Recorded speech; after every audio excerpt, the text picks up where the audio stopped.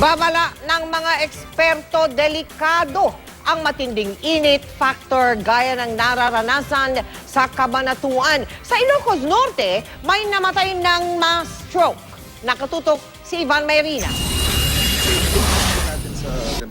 Pasado alas 12 ng tanghali kanina pinuntahan namin ang aparato ng Pag-asa sa Science Garden na sumusukat sa air temperature sa Metro Manila. So ngayon meron tayong 30. Ngayon pa lang 34.8 na. Pero karaniwang tumataas ang temperatura hanggang alas 3 ng hapon at ngayong araw na ito, umabot ito sa 35.2 degrees Celsius.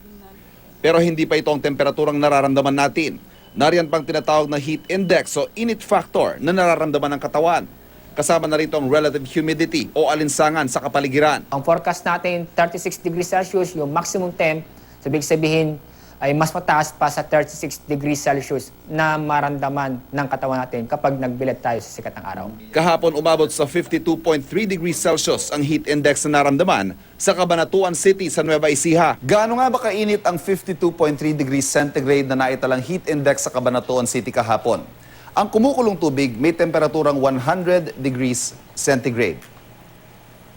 Ito naman ang kumukulong tubig na pinalamig ng humigit kumulang 10 minuto.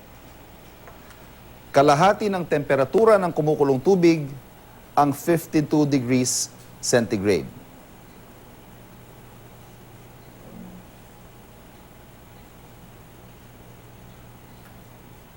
Ayon sa Pag-asa, ang 52 degrees Celsius na heat index ay mapanganib na at maaaring magdulot ng heat cramps, heat exhaustion at maaaring mauwi sa heat stroke.